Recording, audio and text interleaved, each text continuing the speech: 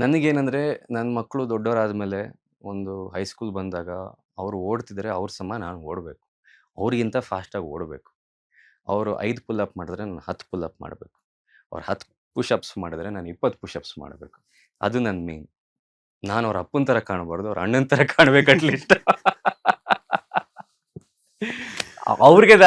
ಅವ್ರಿಗೆ ನಾಚಿಕೆ ಆಗಬೇಕು. ಅವ್ರನ್ನ ಅಕಸ್ಮಾತ್ ಸ್ಕೂಲ್‌ಗೆ ಹೋದ್ರೆ ಕರ್ಕೊಂಬರಕ್ಕೆ. ಯಾರಿವ್ರು? ಹಾ, ಅಪ್ಪನ ಅಣ್ಣನಾ? ಅಪ್ಪನ ಅಣ್ಣನ ಅಥವಾ ಅವ್ರ ಕ್ಲಾಸ್ ಹುಡುಗಿರು ಮೈ ಗಾಡ್ ಯರ್ ಡ್ಯಾಡ್ ಇಸ್ ಸೋ ಹಾಟ್ ಅಂತ ಹೇಳಬೇಕು. ಈಗ ರಸಿಕತೆ ಹೊಂದಿರುವ ವಿಜಯ್ ಸೂರ್ಯ, ವಿಜಯ್ ಲಲಿತಾ ಸೂರ್ಯ. 100% ಸಿ ಇದು you have to take it in a positive way. ಯಾಕಂದ್ರೆ ಇದು ಇಫ್ ನೀವು ಆರೋಗ್ಯವಾಗಿದ್ರೆ ಆಟೋಮೆಟಿಕ್ ಇದೆಲ್ಲ ಬಂದೇ ಬರುತ್ತೆ. Hmm. So and I don't know ನನ್ನ ಕರಿಯರಲ್ಲಿ ಯಾವ ಟೈಮಲ್ಲಿ ನನಗೊಂದು ಮೇಜರ್ ಇನ್ನ ರೆಕಗ್ನಿಷನ್ ಸಿಗತ್ತೆ. ಆ ರೆಕಗ್ನಿಷನ್ ಬಂದಾಗ ನನ್ನ ಆರೋಗ್ಯ ಸರಿ ಇದೆಯಾ? ಆರೋಗ್ಯ ಸರಿ ಇದ್ರೆ ಮಾತ್ರ ಅಷ್ಟು ಕೆಲಸ ಮಾಡೋಕ್ಕಾಗೋದು. ಆಮೇಲೆ ಭಗವಂತ ಹೆಸರು ಸುಮ್ಮನೆ ಕೊಡಲ್ಲ. ಹೆಸರು ಜೊತೆ ಜಾಸ್ತಿ ಕೆಲಸ ಕೊಡ್ತಾನೆ. ಕೆಲಸದ ಜೊತೆ ಜಾಸ್ತಿ ಜವಾಬ್ದಾರಿ ಕೊಡ್ತಾನೆ.